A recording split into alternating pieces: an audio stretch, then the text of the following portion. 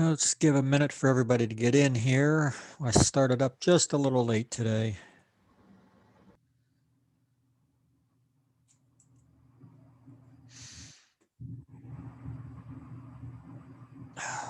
Today's been a nonstop nightmare, so uh, take me a minute to get into the flow here.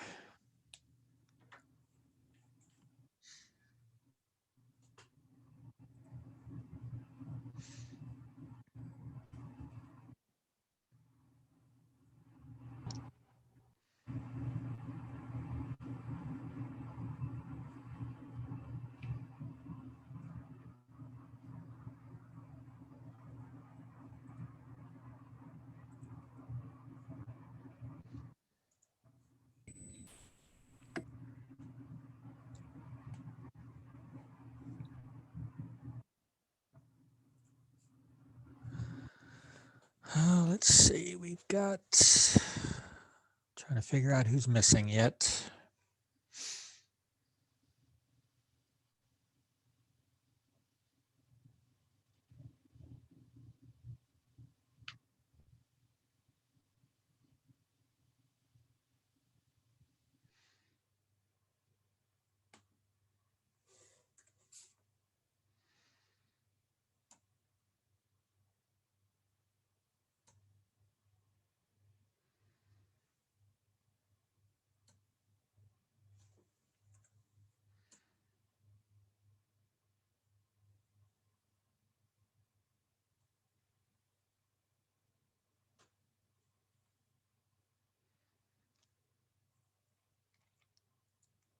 Okay. Looks like we've got everybody that we're probably gonna get. Get me.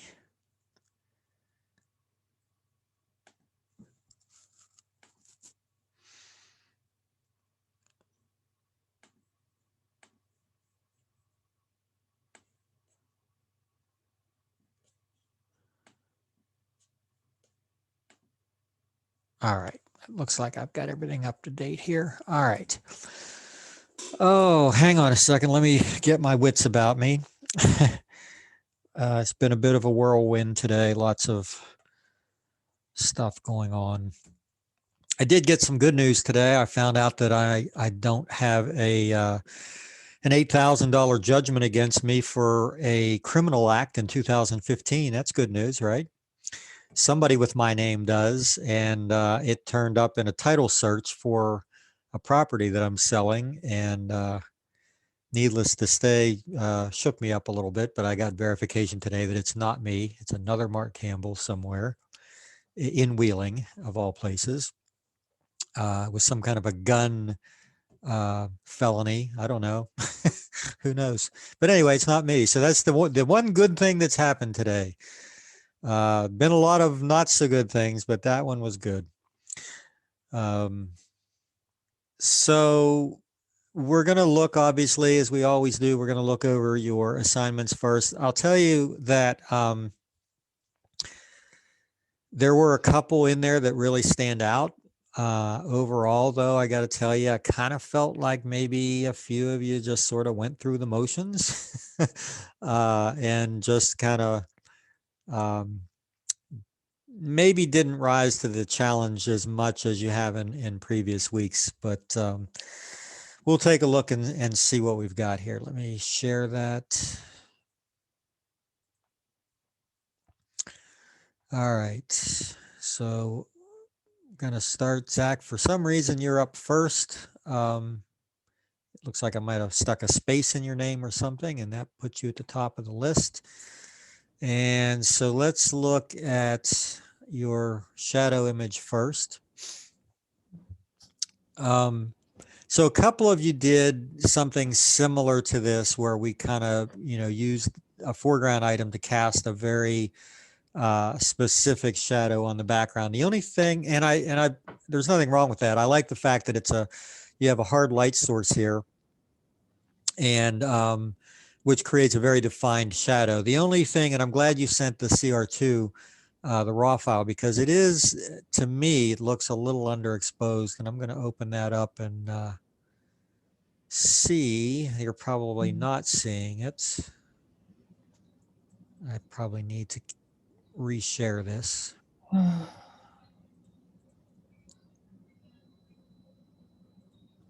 Okay, camera raw. There we go. Actually, let me see if I can share both screens.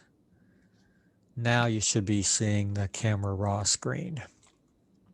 And I'm just going to pull the exposure up on it. Probably pull the highlights down because there's a few things that might burn out if we don't. What else can we do with it? Maybe increase the vibrance and saturation on it a little bit. Let's intensify the blacks and increase the shadows. Yeah, I think. So we still have this highlight of your light source that's on the wall behind, but that's not good. Oh, I was trying all types of different angles to see if I could try to kind of like hide it, you know, but it was kind of difficult. That was like the best one I ended up getting. Yeah, it's going to be tough with a bit of a reflective surface to get the angle, you know, to get the shadow where you want it, obviously, because that's a function of where the light source is.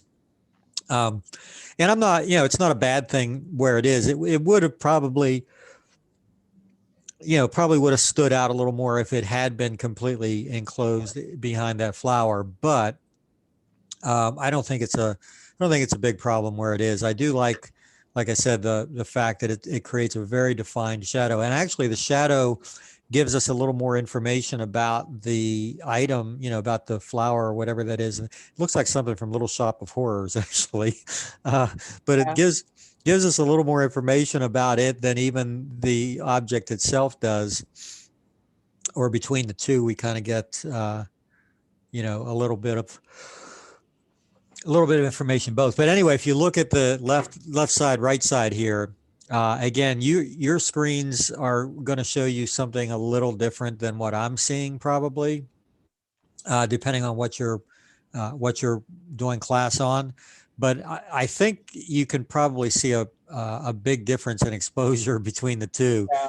And the color that's, you know, come out, and a lot of the detail that's come out. I haven't even done anything with the clarity or texture or anything like that. But yeah, big improvement. So the fact that you sent the raw file means that I got to play with it a little bit more than I normally would. No, yeah, Carly like a couple of weeks ago taught me how to how to get my phone my camera in RAW. So I just kept it there. So Yeah, and I recommend that. I mean, I strongly recommend always shooting everything in RAW because it's really very easy to export out of that. But you always have, in a case like this where you have an image that's you know, capable of being so much more improved than you can do with with just a JPEG file. So yeah, I would definitely suggest that as well. I'm going to leave it as is. I'm not going to change it because, you know, obviously that's the way you submitted it. I just wanted to take a look at it and see, you know, what we could do with it. I do see, looks like probably a little bit of noise in there that would be easily corrected as well. Let me take it up to, oh yeah, there we go. Oh yeah, definitely see it here. Can you see that in especially the lighter one? So there's a detail tab here. If you go into that, I'm just going to take the noise reduction slider, take it up to about 50, 60, 70% and watch what happens. Bang, gone, just like that.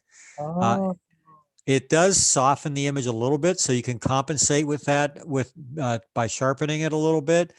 But yeah, there's a big difference from where we started with that to where it is now. And that's really all it takes. Sometimes you'll have the noise will show up as what's called color noise, and there's a slider for that as well. In this case, it was luminosity noise, where it's just pretty much blacks and whites and grays. But sometimes you'll see little color fringes in there, and that's where you use the color noise reduction slider. But in this case, you know, maybe even a little less just to keep the sharpness in. But yeah, we started down about here, so it'll take a second to update. Yeah, that's where we started at. And if we take it up to maybe 60%, once it snaps in, you'll see a big difference. And like I said, you can play that sharpening slider against the noise reduction to get it a little bit better. But I like that a whole lot. Let me pull this back to fit in view. And it's not doing it for some reason. There we go. Okay. Yeah, it's just the one on the right just has this, you know, it has a more of a glossy feel, I guess is the way to put it. You know, it looks like it's a glossy thing. I, So that was your shadow image. And then again, a number of you use trees and things for silhouettes. So the one thing that's good about this one, normally, you know, this time of year especially, we get these really ugly gray featureless skies around here. And you were able to get a silhouette out of the tree without, you know, without a completely featureless sky. Now, had you had a featureless sky, then I probably would have said, wow, that would look great in black and white. But the fact that we've got these blue and white tones working throughout there, I think you're probably better in color. And it definitely works as a silhouette. It's probably the most common choice for doing a silhouette because it's, you know, it's obvious. You look up and the sky's backlighting it, and it just kind of looks like that almost to our eyes even. But photographically, generally just underexposing it a little bit. And I think that was probably the biggest mistake, not you, but a lot of the silhouette attempts that I saw were the exposure was too great. The exposure was too high to create a true silhouette like this one. And this one's fine. This one, you know, the exposure's dead on this one. It's right where it needs to be. yeah, I But think the sun was like towards the bottom of the tree, like of the picture. uh-huh. And like I said, the clouds were like spaced out enough where like you could still get some blue, but like it was also still very bright because like of that, you know how you like said you get the big white circle and you put a little light behind it, it makes it like a big light. Right. So like the clouds were doing that. So I didn't really have to change much as far as like exposure. I kind of just took the picture and it looked like that. So Yeah, I mean, the clouds do that. They act as a large diffuser basically, and they spread the light out a lot more evenly. A cloud-filled sky, and remember this because there's actually a question on the test that relates to this. But a cloud-filled sky will actually generally give you the softest light that you're going to find because it when we talk about soft light as opposed to hard light, the difference is the size of the light source in relationship to the subject. Well, the sky is about the largest light source you can come up with. And if you just have the sun, you know, you're going to have a very small light source in that large area. But if you've got all these clouds that it's filtering through, now you've got a huge light source becomes this big softbox. So, but the fact that you had a cloud filled sky, but still got some detail in it, that probably worked out well. I'm going to create a folder that I've forgotten to do, which I do every week. I think probably because of the fact that your shadow image is a bit underexposed, I would probably go with the tree for your the better of your two. I think I would have really liked that one though. Had the exposure been brought up, exposure, bring a little more color in. Not much else that I could tell you to do with it. Could have cropped a little off the top maybe, but that's not a oh not a big yeah. not a big deal. So can I ask a question? Sure, please. So I did use my I took that photo very late at night. Yeah, I was also having a rough couple days, so I took it pretty late. It was very dark. I used my phone flash. I put my phone flash in like a mug and was just like moving the mug around. Um, but like I didn't want to use like I was having the issue with it being underexposed just from the phone light, but I didn't want to use a different light to like because then that would have like diffused the like the shadows. Right. Like it would have made them less Would have sharp. softened them. Yeah. Yeah. You needed a very hard light source for that. Like Um, I just needed like a bigger light source than my Well, not bigger necessarily in size, but just more intense. Uh, But honestly, you still could have gotten by with this by just, since you did have it as a raw file, by going into a raw file processor like we just did and, raise the exposure up. There are times where, um, because of lighting inadequacies or, um, the limitations of like your apertures and shutter speeds and so forth, you are going to occasionally come up with images that are either a little under or a little overexposed. And that's why, as a raw file, you have the ability then to go in and kind of push it a little bit further than what the camera was able to do. So yeah, that's all that would have taken, was just a little bump up. So it's kind of odd that you submitted the raw file of that, but the JPEG of the other one. well, I took the JPEG before I changed. Oh, I see. Before you switch the camera over. Gotcha. Okay. Yeah, no, and the raw files take a little longer to upload. So I'm not saying that, any of you have to upload a raw file, but when you do, it does give me a little bit more information, and it gives me the ability to play and see what else we could maybe massage out of that file. And this one could have definitely been massaged a little bit. All right, so we're going to move on to Hannah. And I think I got all of your images twice for some reason. Um, so we'll just look at the ones that are outside the folder. Let's do we have two silhouettes first. They're relatively small files. Like that's about as big as we can make them, I think. Um, so this one obviously has a great deal of color to it. Great time of day for something like that.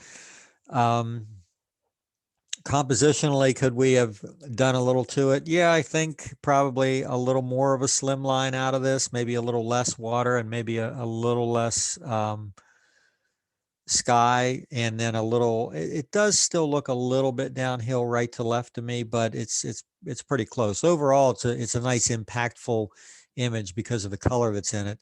This one is a little more of a slim line with the light source directly in it. Yeah, it's a silhouette. I mean, for the most part, the hills have definitely gone to silhouette. But I think the most interesting image of yours is this one, and your original. I really had to look at the original. I'm glad you included that, because I really wasn't absolutely sure what I was looking at. I mean, I knew I had a pair of boots or slippers or something, but what else was in that image was kind of confusing to me. So clearly you've played with this a little bit.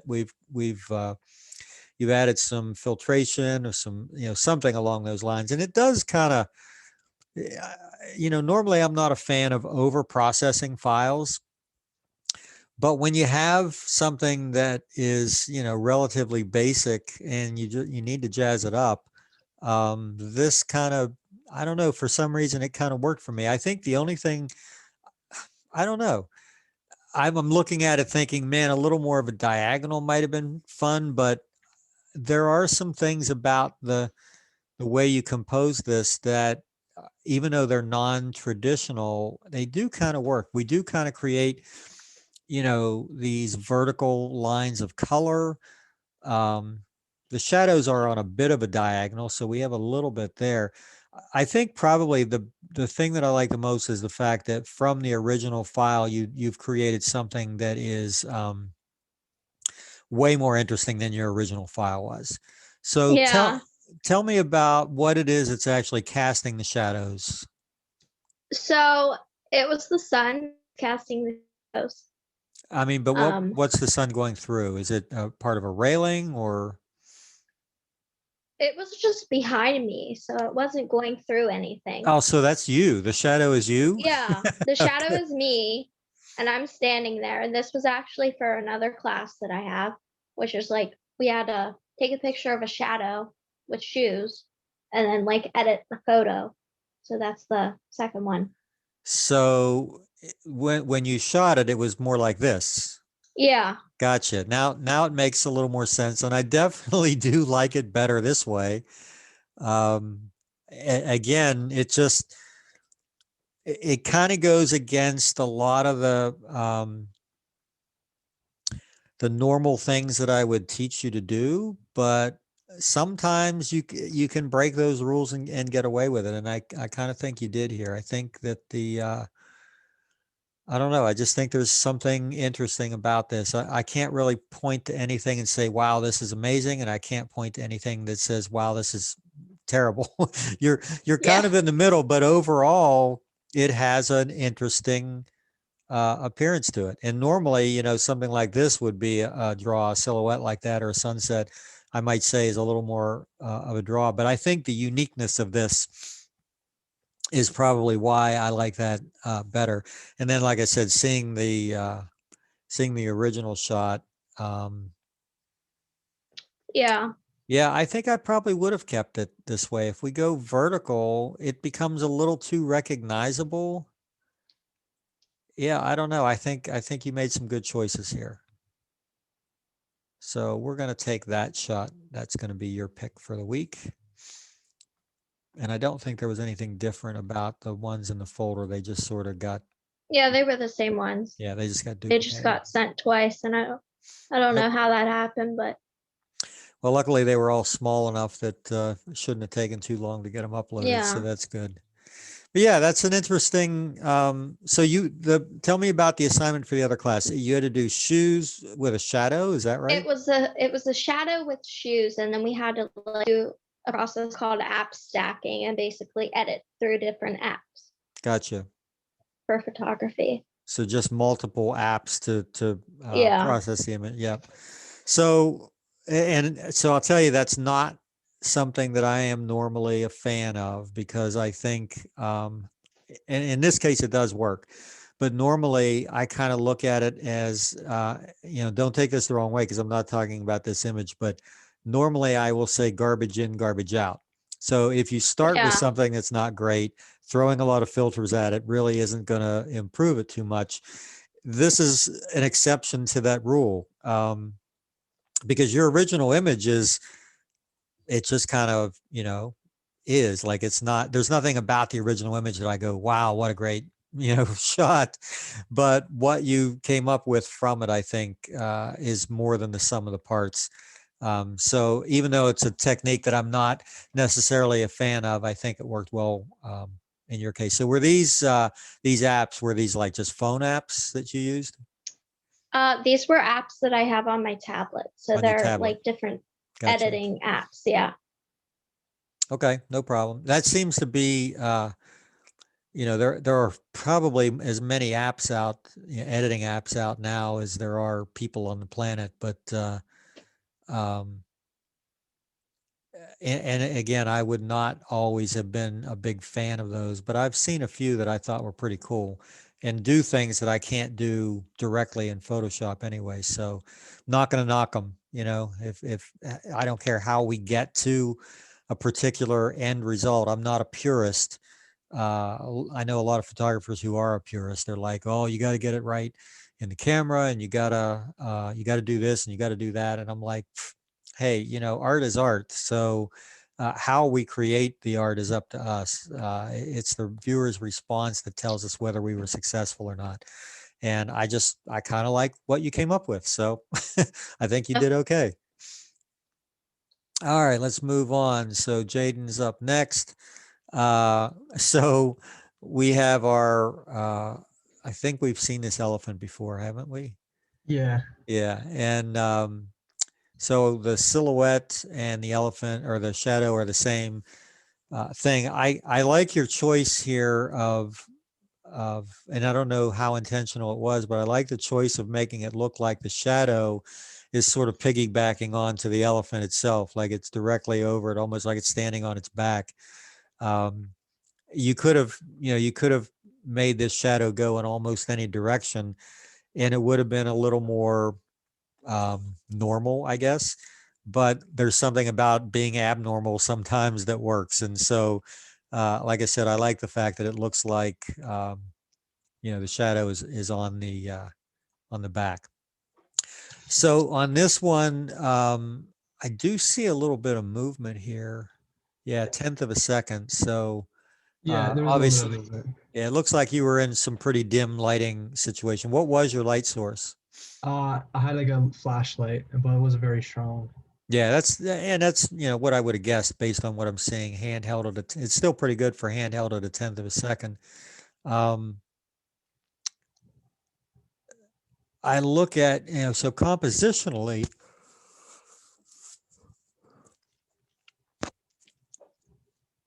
I don't know. I kind of, again, I'm seeing some positives here about things that I normally would complain about. The fact that there's a lot of space above the elephant, but as you go up that wall, it does change in tone, and we get to see this little halo from the light source a little bit. So it almost kind of resembles the sun, or I guess it would be in this case more like the moon because it looks like a night shot. So I'm not going to complain about that. And then the fact that the elephant is at the very bottom kind of lends itself to that, I guess. Again, a little non-standard, a little bit of things that I probably normally wouldn't care for, but it does kind of work on that one. I think the only thing that I would have changed on this one would have been either the angle a little bit, or I mean the angle of your camera to the subject, or a little cropping, because this vertical line that's right behind them, which I'm guessing is like in the cement block, like it's Yeah. a mortar. Yeah. I think I would have liked that a little bit better as a smooth background rather than having that vertical line. And there is actually a little bit of a horizontal line above it as well. So I probably would have cropped it down to keep that out of there, or like I said, move the camera a little bit to a different angle to eliminate that. I'm just always looking at, it's just become so ingrained in me to look at an image and immediately scan it for distractions. And that's, to me, I want to stay on the elephant in the shadow. And I think you either eliminate it entirely or you use it intentionally, which would be to like enclose the elephant in the shadow directly in that square of the block. You know what I mean? Like to create a frame around it. Mhm. So I think one way or the other, you're kind of in the middle on this one a little bit, but I think one way or the other probably would have been better. I think you're, I don't know. I mean, I still like that. I still like the choice you made with the shadow. And I like some of the things about the silhouette too. So you get to pick. Which one do you like better? Which one's stronger? The first one. I like the first one more. The shadow? Mhm. All right, no problem. And the color that we have here, is that from, is that something that you added in process, or was the flashlight actually like a blue gel or something? That is from a surge protector. Yeah. Gotcha. Showing a blue Hey, light. I was like, you use what you have, right? Mhm. Caleb, I did just you're up next, and I did see an email that just came through. Hang on one second. Yeah, I completely screwed up. Like I took one of my pictures I was gonna put as my silhouette and decided not to send it to you for some reason and send a backlighting picture for some reason. So Hang on, let me add that in. And we'll get it over here so we can take a look at that as well.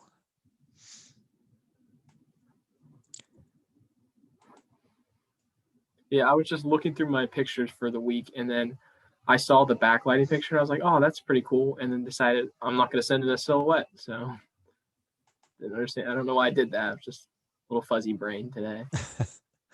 I think it's hitting all of us, and I'm not sure why. I just know today's been I've been on the phone. So I hate being on the phone.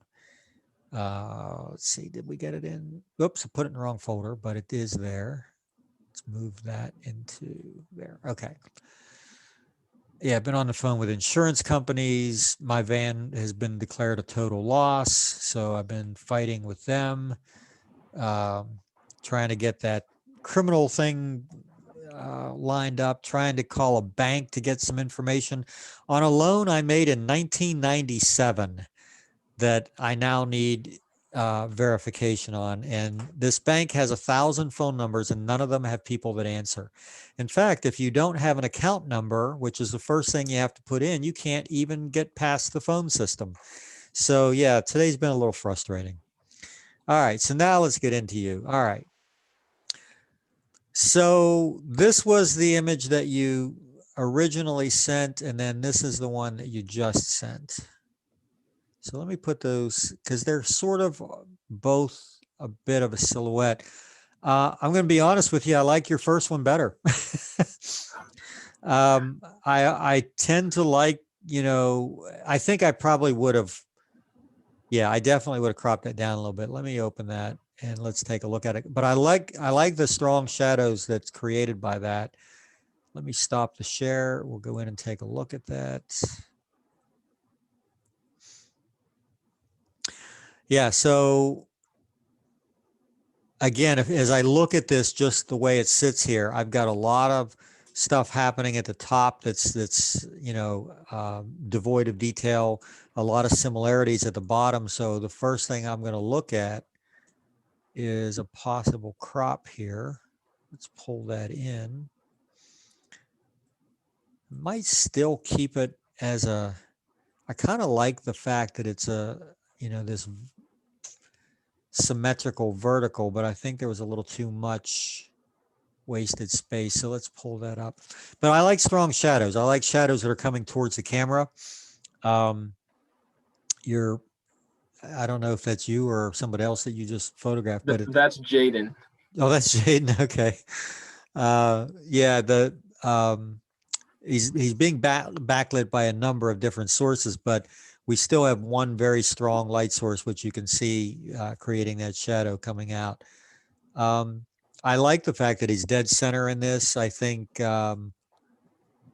compositionally, that's something that rarely works, but it does in this case. I like the fact that he's kind of framed by those trees on either side. The shadows that are being cast do create a little bit of leading lines in. Yeah, just overall, there's some motion to it, which, obviously because it's, slower shutter speed, but.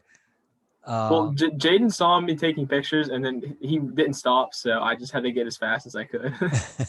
Yeah, I mean, I do see a little bit of, not really a lot of camera motion, because as I look at the cars and everything in the back, they look about right. Yeah, I don't see any, I see a little ghosting with one of the windows, but he's the only thing that seems to be really a little more ghosted. Everything else looks like it's pretty normal. So good job hand holding that at whatever shutter speed you did. But yeah, I just think I like that one in a little tighter. If I go even tighter, let's just see what happens.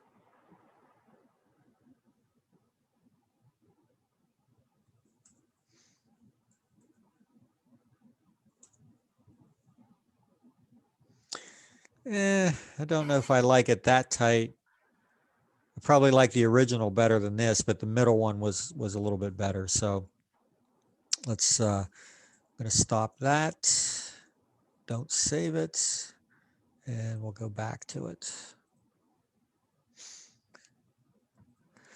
Yeah, I think honestly, there's a couple things I like even about your original more. I like the fact that if we don't crop it in from the left and the right, we have this warm light that's off to camera right here, and we see the effect of it on the tree on the far left, plus on the concrete a little bit. We get a little bit of that warm light, which we lose if we crop it in. So not going to complain too much about it.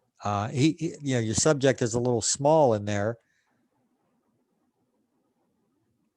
But sometimes that's okay. I mean, he's still in a place that does command a little bit of attention. So that one works. This one, I think exposure is a little bit over for a true silhouette again. And I think also the fact that the sun is like, I think the only way to, have done what I would like to have seen here would have been to shoot from an even lower angle. to try to get that sun completely down and behind the subject, and then pull the exposure down a little bit. If I open this one, we can do that a little bit easier.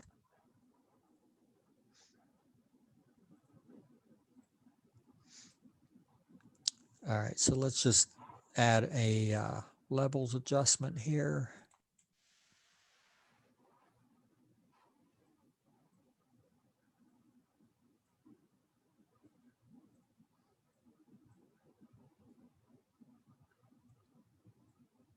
Yeah, I think I would have just done the blacks.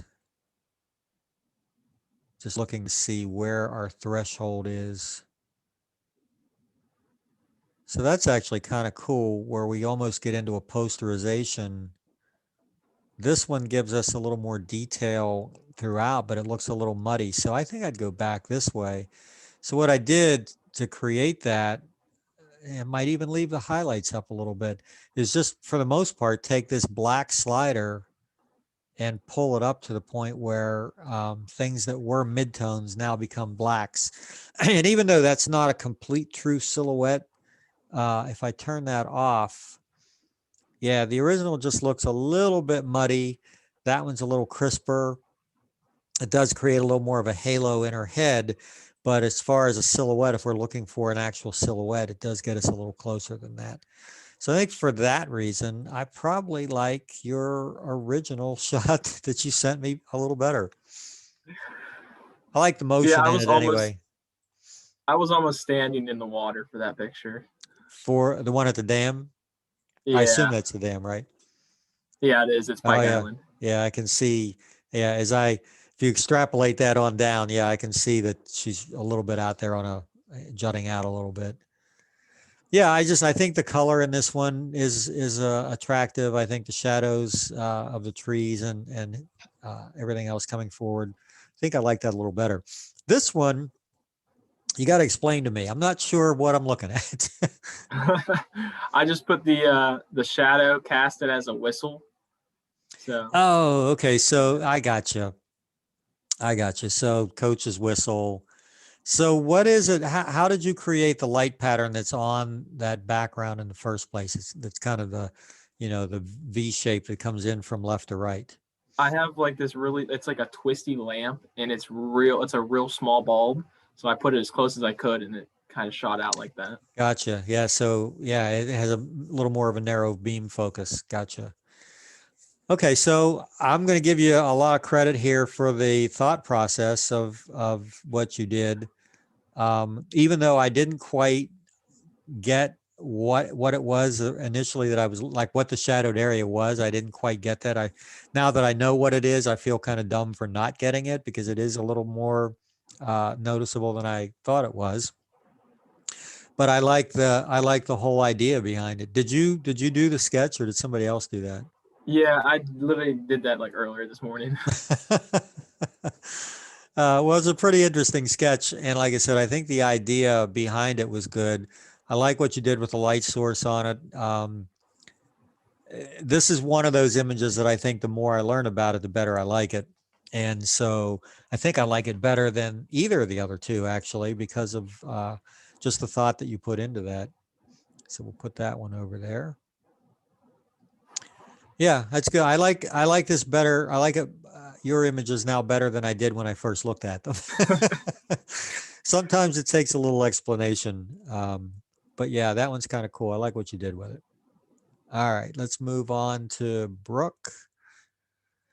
So our shadowed image is, okay, so I'm seeing something now that I didn't see originally. Are you holding the same figure that's in your silhouette? Yeah. That's what you're doing?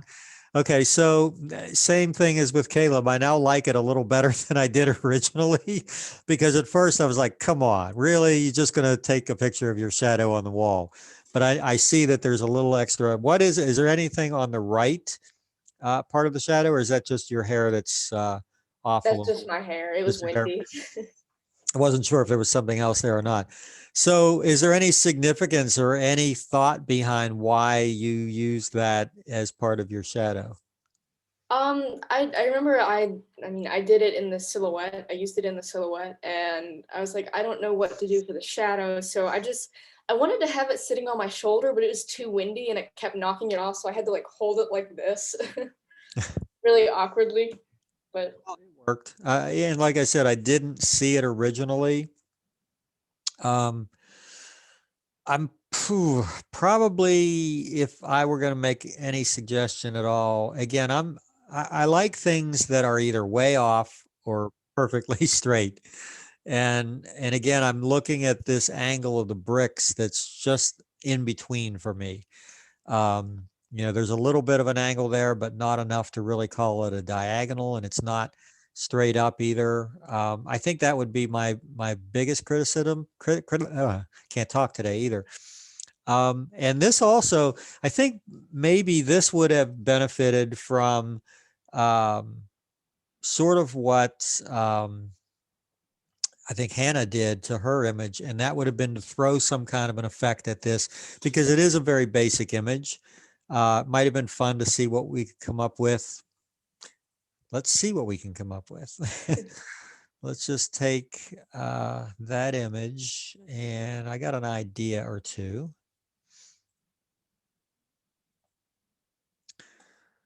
All right, so I'm going to duplicate the background so that we don't mess up that. And of course, the keyboard's not working for some reason, so we're just going to duplicate it manually, and then let's filter it a little bit.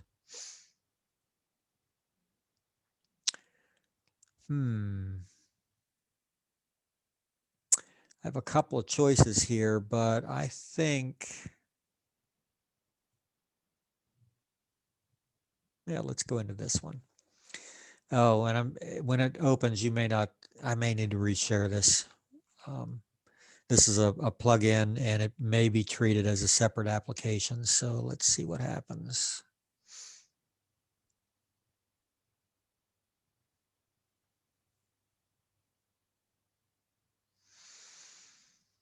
Okay. Yeah, it doesn't look like that's being shared. So let me reshare that. All right, so this is an application called Topaz Adjust. And it's got a lot of these collections, and each collection has a bunch of these presets. And of course, the presets can all be adjusted. But as you go through the presets, you get a little pop-up. Can you see the thumbnails that'll pop up? And we just kind of go through. So Blueprint's actually kind of cool. You can click on it and get a bigger preview there, or just kind of go through and see. So there's one called Dark Ghostly. There's one called Day Glow. Just looking for ones that might be slightly interesting. Glow in the dark. The grungy ones are mostly black and white. Let's see, there's a liquid chrome, which isn't nearly as exciting as it should be. I think some of the top ones might be, the charcoal is kind of cool. And there's some solarized ones. So there's one. There's one. Yeah, I think the addition of color to it probably makes it a little more interesting for me. That, or in addition to the Blueprint, I think there was another one up here.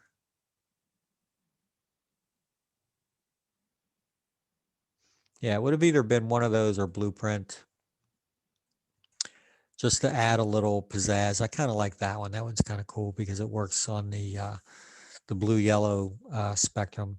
But anyway, like I said, I'm not always a huge fan of doing stuff like this. But when you have an image that is relatively normal, and it actually kind of helps your shadow, your little figure on your shoulder even a little bit, kind of stand out more than it did before. I think I would have noticed it more with something like that. And I'm not showing you this saying that, you should have, because obviously you probably have never seen this plugin before, certainly don't own it.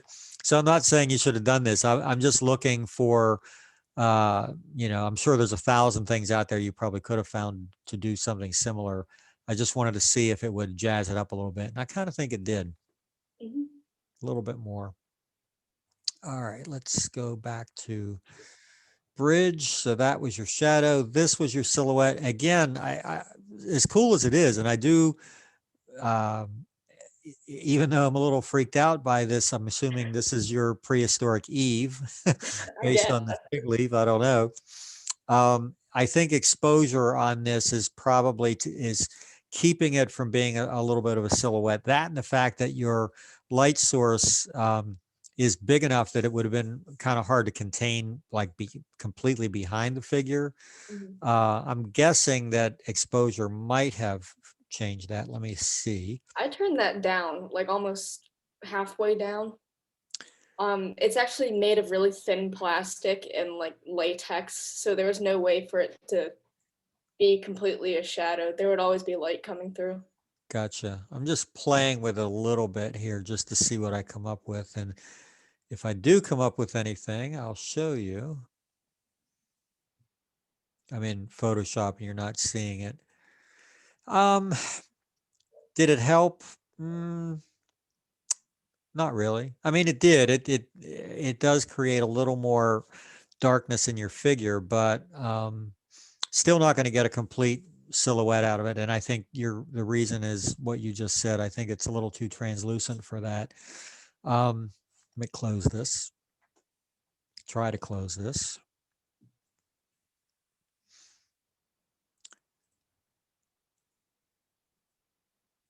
Yeah, I think the subject would have been, this would have been a really tough one to create a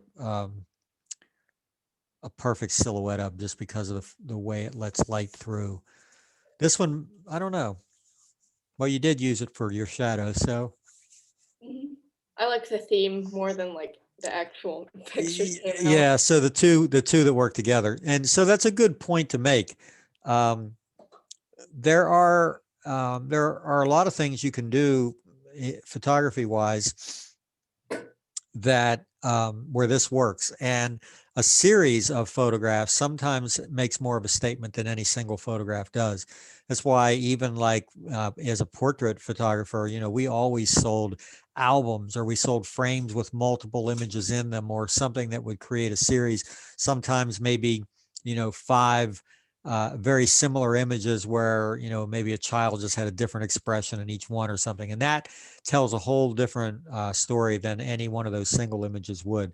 So, and a couple of you did this. I know, I think Jaden did it with the elephant. I've seen that actually over and over again with a lot of you, where you, and maybe it's just thinking that, well, this is easy. I'll just take this thing and do it several different ways.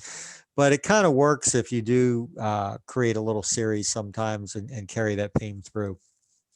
This has some interest to it just simply because it's a cool looking figure, and it does make you sort of ask questions like, why is it wearing a leaf? We've got a lot of, you know, diagonals going on, you know, behind it and so forth. So, I mean, there's some interesting stuff here. Is it my favorite image that you've done? No, but it's probably the better of the two. And it is interesting. I do like the flyaway hair off of the skull and everything. I think that's kind of a little bit badass from the from the backlighting standpoint. All right, so enough said about that. Let's move on. I have not separated these yet. Okay, so my pictures last night, it was like 3 a.m. and I was in bed and I was like, I couldn't sleep, and I was like, I think I forgot to do something, and it was take my pictures. So I think I could have done better, but So this was 3 a.m. I think it was about then, yeah. So I'm not, again, this is a fairly simple image. So when an image is simpler, it gives you less to complain about. We have a subject, a background, and a shadow. Again, just like I told you know, Brooke, is it my favorite image that you've done? Is it something I look at and go, wow, that's amazing? No, but it doesn't really give me a whole lot to complain about either. It's a very simple image. It has a shadow to it. Not much else to say. You know, I actually think the shadows look a little more defined in the little thumbnails than they do in the larger versions, but I think maybe if I were going to make any suggestion at all, it would have been to try to make either bring the light source closer if possible, or make it just, or I'm sorry, further away, to make the shadow a little more defined. But it's defined well enough. It's just not as intense as I would normally like to see. Let's see what your silhouette. Okay, so your silhouette. Now I like this better. I know what it is, but the fact that it's a silhouette kind of gives it a little bit more of a Tim Burton look. You know, like these are almost characters from A Nightmare Before Christmas or something like that. And it almost does look like the one on the left, the toothpaste, I guess that is on the left, almost looks like a caped figure. Yeah, I wanted to use something recognizable, so everyone was like, "Oh, it's a toothbrush." So, And even though it is recognizable, you can still kind of, you know, your imagination can still kind of run wild. And I think that's one of the things that silhouettes do, is that it allows you to imagine something other than what is actually in front of you. This is pretty clearly a toothbrush, but the way it's used here, you know, you could call it anything you want. It does look a little bit like Batman on the left. So I think that's probably the better of the two images. And it, you know, it, again, it's a very simple one, but it is a silhouette, and it does have a little bit of interest to it. So next time, do it at 10 o'clock instead of 3 o'clock, and maybe you'll be a little happier with the results. But I've done that too. I've woken up, you know, in the middle of the night and be like, crap, got to get up and do this. I forgot. Luckily, it's not homework anymore. I'm way past that. Well, no, I shouldn't say that. I still learning stuff. All right, so Ross, we have shadows. Start from the top. So we have a tree. So one shows the tree a little bit. One is just the shadow. And even though I typically, you know, like some of the examples we looked at showed both the subject and the shadow, for some reason, I think I like just the shadow a little bit better on this one. It's still a very simple image. Strong shadows off of the bushes again. Again, not my favorite image of, you know, we're not looking just for a shadow. We were, you know, looking for an interesting shadow. Now this is a little more interesting.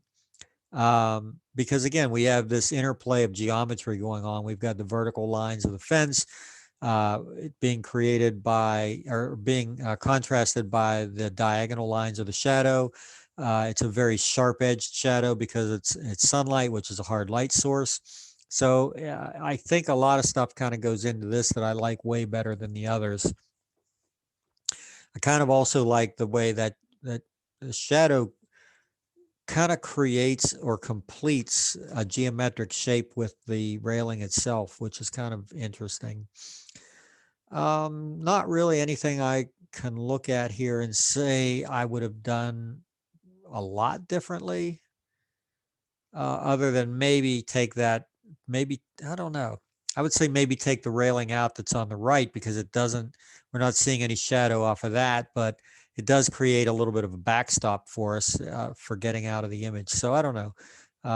Minor things, might have been something to play with, but not going to complain. I think of your shadow images, that's definitely your strongest one, no doubt about it.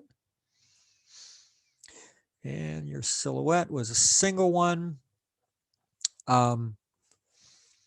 Again, using like a couple of you did, a tree for a silhouette, kind of a you know, simple idea. This one has a little bit of an interesting side effect.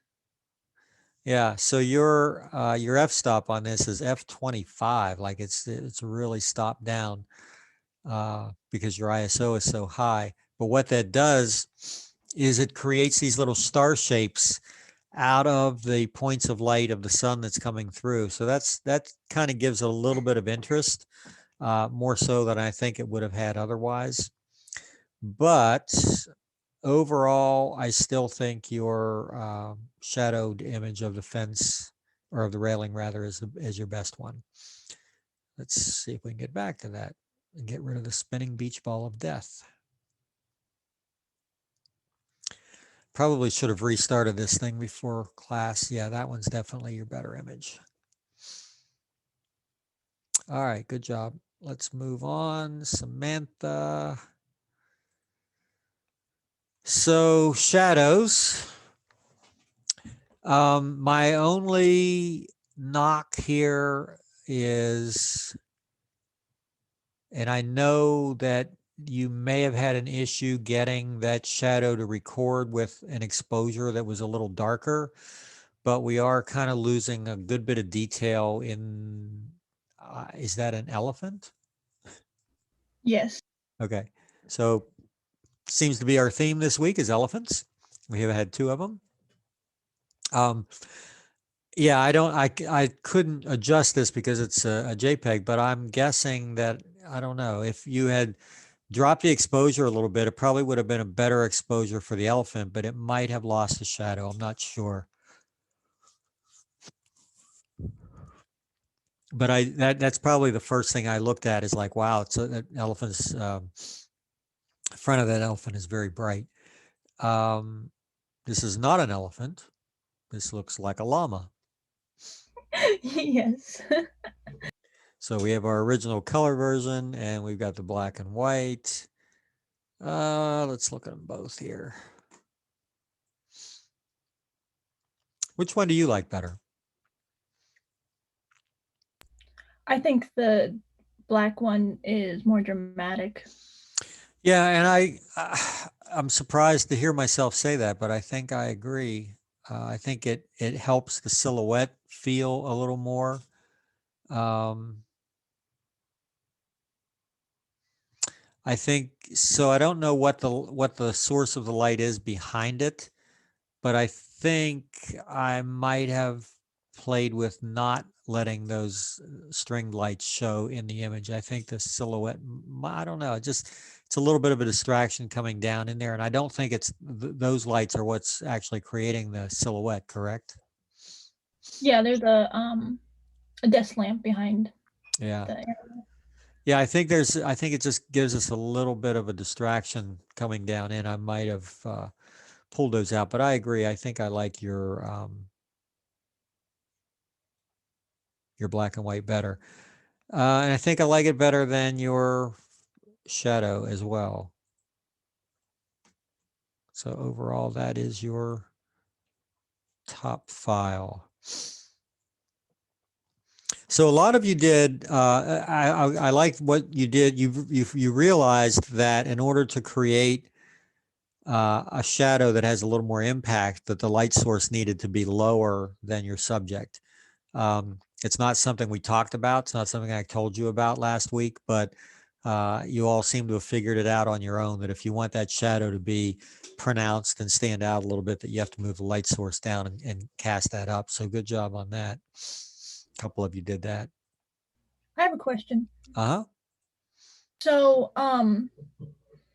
when I take a picture with my camera, my Canon Rebel, when I want to edit it, like what we've been talking about with the exposure and the colors and whatnot, it has me duplicate it to a JPEG or something else. Is that normal? No. So tell me, first of all, what software are you using to do the editing? The one that came with the Mac I have. Okay, so it's probably the biggest issue that you're having then is that the camera is capable of shooting a RAW file, but that software is probably not capable of editing a RAW file. And that's why it's forcing you to export it to a JPEG, because that's a format that software understands. The problem is that when you do that, you lose the ability then to really go in and make adjustments the way you should. So the only things that, well, actually, if you don't have Photoshop or Lightroom, the camera itself should have shipped with a utility piece of software that would allow you to edit its RAW file. If you don't, but I got mine used from somebody. okay, that's no problem. If you Yeah. go to Canon's website and go to their support section and look for downloads, you can download all of that software for free. So you just find the utility package that goes with your particular camera. It'll probably include more than one piece of software, but one of the ones that it will have is the raw file processor that will allow you to process that raw file out. It's not as robust, obviously, as Photoshop or Lightroom, but it will definitely give you way more control than whatever you're editing in currently. So yeah, I would go on to Canon's website and just see if you can find that software that, you know, whatever it was that shipped with the camera originally, they'll have it on there and you can download it for free. Okay, thanks. What's the model number again on your camera? You said it was a Canon, but I don't know. It's a EOS Rebel T3. Rebel T3. Okay. When we take a break, I will go take a look real quickly and see what they have for that. But I'm pretty sure that you'll be able to find it on there. All right. Let's move to Sammy. Sammy, I did get yours. Better late than never, right? I think we had Yep. two or three of you that did that, and that's fine, no problem. So your silhouette is also a tree, but we have a way more interesting sky behind it. Couple of things I like. I like the fact that we've got this dark base, but it doesn't intrude too far into the photo. Definitely love the color in the background. I like the fact that the branches on your tree kind of snake diagonally out into the image. If you're going to use a tree for a silhouette, this is one of the better ones. So I kind of like what you got there. And then for your shadow, I think as much as I like that, I think I might like this even better. So tell me, first of all, what the background is and what your light source was for lighting this up. So these were the shadows are casted by like two of my bonsai trees that are sitting on a table. And then my friend has like her hand like reaching towards it. And the lighting was the sun. And I just like flipped it. So this was originally like the other way around. And then I just flipped it. Well, that was a good choice. You know, again, we read left to right. We kind of want to come in that way. I think coming in the other way would have been, would have kind of stopped us there. This lets us lead into it. So it was a good choice on that. I like the fact that it is a very muted, you know, very muted image, very monochromatic. Again, sharp edged shadows on this. This is probably, of the shadow images, this is probably definitely one of my favorites this week. It just has a very parchment feel to it, like a very, almost like this is a book page or a background on a book page or something like that. That's really what it reminds me of, is a background for something. I love the extreme. Well, that's because the table was like, The table was what? the table was completely white. And then the shadows weren't actually that like defined. And I just kind of played around with filters, and this is the one I liked. So Yeah, I mean, I think that's kind of how it makes it with like the book, like the parchment and stuff. Yeah, and I like that. I like the fact that I could tell that it was filtered in some way, but again, done in a way that kind of makes sense for the image. So I like the extreme slimline that you created on this too. So because if I can imagine this without the crop, there wouldn't have been anything above or below that I would have thought necessary for this. So I think that was a good choice. I think it's a really interesting shadow image. And I think the hand coming in is the best part, because now we've got questions. You know, it kind of creates our story, or forces us to create a story in our head. You know, what is this hand doing? Is it coming in to, you know, to touch the leaves? Is there some other statement being made here? Whatever. It forces the viewer to think a little bit more. So I definitely like that a lot. I'm going to pick that as your, but this is a really good one too. For a silhouette that's a good image, this one just has more story to it. And then finally, we have Sierra. So Sierra, I love what you did. I love your pullbacks. So showing me this is what you shot and that's what you came up with.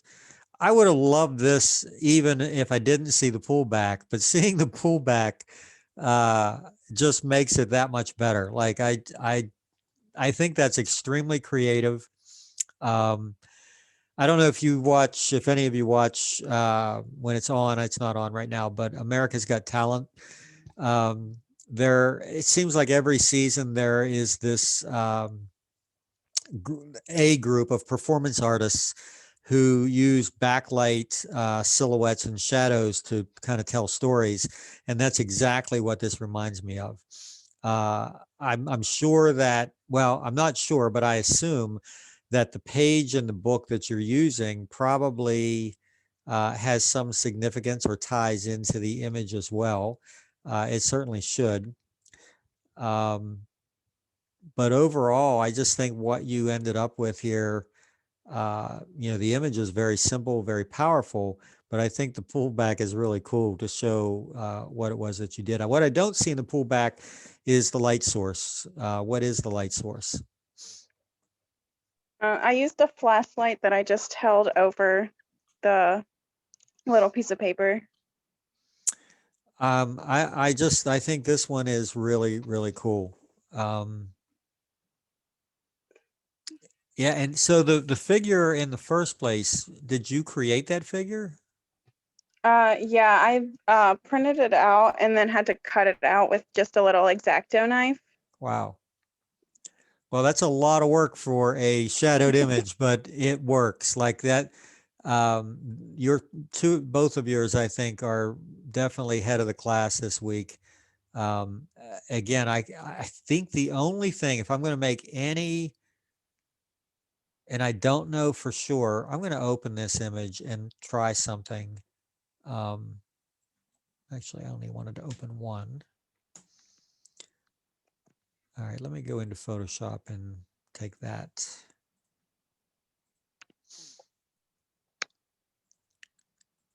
I'm going to really play with the contrast here because you can see, so we haven't really talked about histograms, have we? We haven't gotten into the dynamics of a histogram. So that's good because that's one of the things we're going to do today. But this is a good example of it. So this window that I've got up here, I created a levels adjustment layer. And what it does is for me to do this, it shows me the histogram for your image. And I know this might be a little small to see, but I'll move it over here. So this graph that you're seeing, which is called a histogram, is showing you a visual representation of the tones of your image. So where you see this little dark slider on the bottom left here, I'm circling it. I hope you guys can see it. That represents the shadows in the image. The white one on the right represents the highlights in the image, and the one that's kind of gray in the middle represents the midtones. So, and you can see the numbers. The blackest number you can get is a 0. The whitest number you can get is a 255. And this one is, actually 118 or 120 or something would be more like in the middle. But you can move these sliders to change it. And when you look at the histogram, what it's showing you is that there are no pixels in the image that are really bright white. So I know that I can pull this slider down and brighten this image up. And unless I get into this area, I know I haven't clipped off any pixels. So I'm still, I still haven't gotten down to where they're completely bright white. But I can bring them down. And then the shadow one, if I pull that up, it'll darken the shadows. And then I can play with the midtones to see, how I want that to be. I think that one's pretty much going to stay about where it is. Let's pull the highlights down even more and the shadows up even more.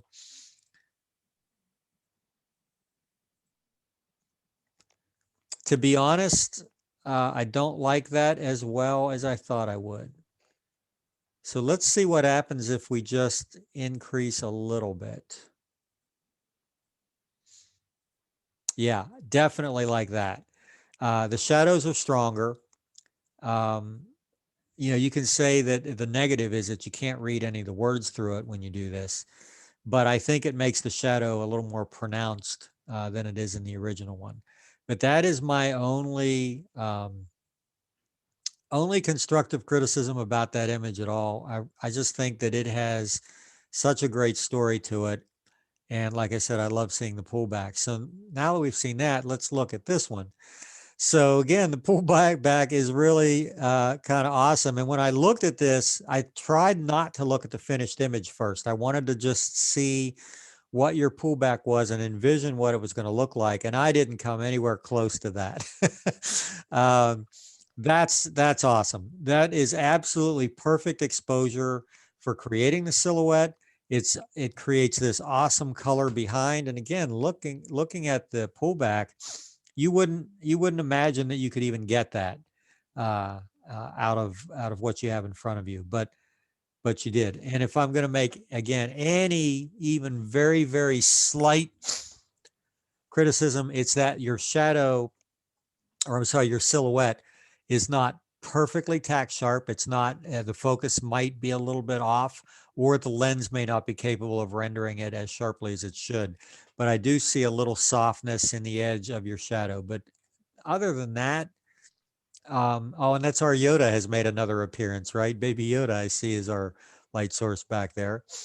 Yeah, what you did with the play of colors here, just, yeah, awesome. Yeah.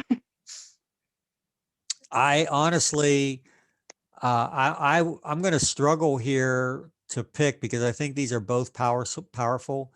I'm always a fan of color, and I love the way you backlit the silhouette as perfectly as you did. I think for me, I'd probably go with the color image, the one on the left, but they're both really powerful. I'm going to let you pick.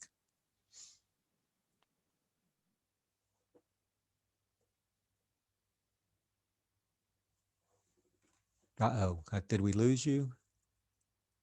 It looks like you might have frozen up on me. Everybody else is moving and Sierra is frozen. Yeah, I froze for a second. Yeah. I think the silhouette one. Yeah, I mean, that one is just such a cool image. It's so very, very dynamic. I love the composition too. Again, I'm not always a fan of centered images or symmetrical things, but that it just really works on this one. But both were just incredibly well thought out. Loved both of them.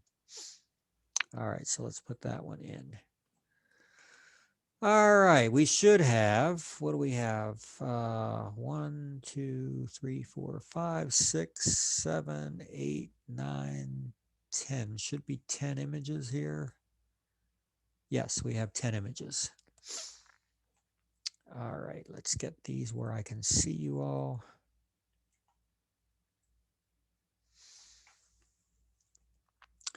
So we're going to vote as I look through these. Let me take a quick look first. I really like, actually love 2 of them. There's maybe 1 or 2 more that have a bit of an honorable mention here.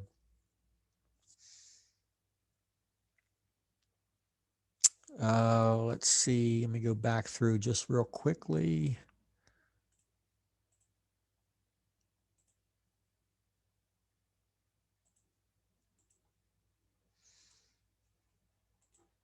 Okay. All right, let's do a vote. We'll start with the railing shadow upper left. Then the llama. I am partial to llamas, you know that. I have a bit of a llama thing. Then our shadowed elephant,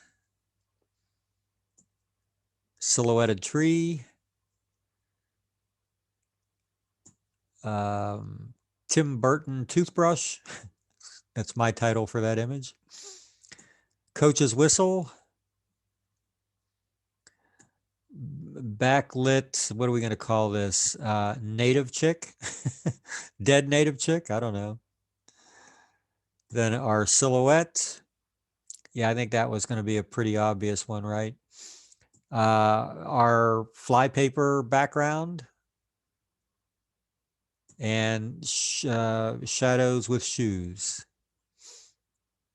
All right. So Sierra wins the vote for. I mean, that was a landslide. That was like an overwhelming. That was probably the biggest landslide we've had. Might be the biggest landslide I've ever seen in any of this voting. But I am also going to give a star out to. Actually, I'm going to give two. One to. Is it Sammy that did the hand reaching towards the shadow? That was yours, right? Yeah. Yeah. And now that I understand how it was done, I'm also going to give I think it's Caleb. Was it Caleb? Yeah. Caleb that did the coach's whistle. I just think that there was some interesting thought in put into that, and I like the way it kind of all came together. So all three of those, there were a couple others in there that I really liked, but those three were definite standouts. So it is 5:16.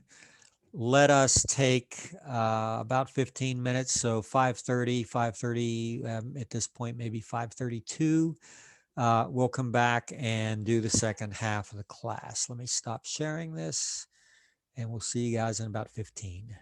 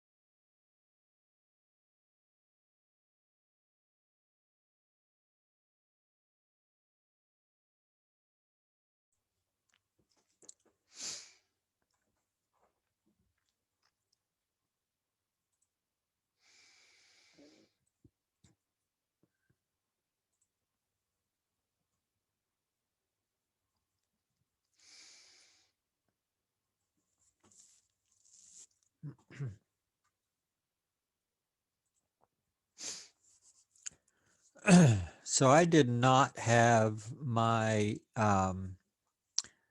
chat window open during the first part of class, and now I have it open. Zach, if you're there, what did you think was French toast? I totally missed that.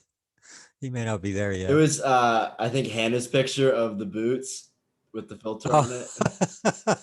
Yeah, okay, I can see that. I can see that.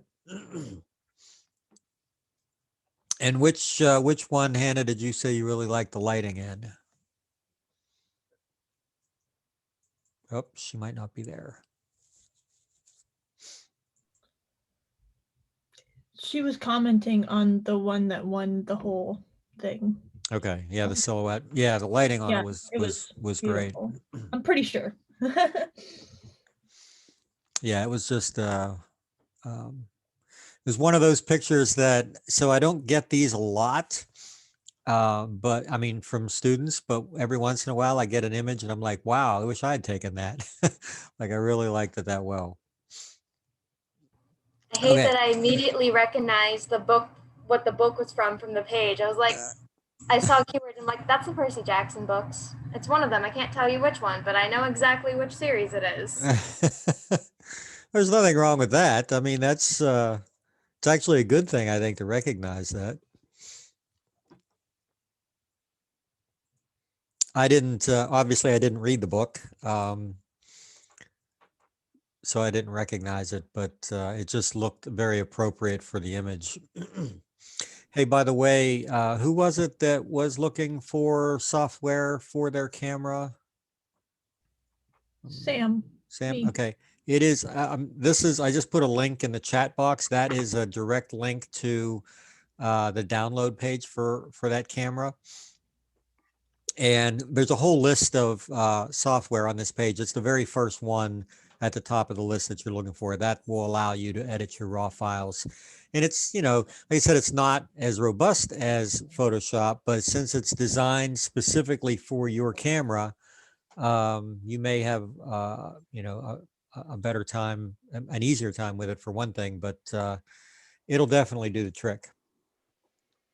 All right, so we're going to kind of do a little, two things here we're going to cover that are related. The first one, we've started a little bit in talking about histograms. I want to kind of bring you up to speed a little bit more about what they are and where you'll find them, because you'll actually find histograms in a lot of places. You can find them on the back of your camera, for one thing. When you take a picture, you may see it come up by default, or you may have to hit the info button somewhere to see a histogram, but it'll show you a rough histogram of the image that you just shot, along with some other information. If you do push the info button, that'll kind of help you with exposure and so forth. You'll see it in a number of places in Photoshop, in Lightroom, in Camera Raw. There's a lot of places that show you the histogram of the file that you're currently working on.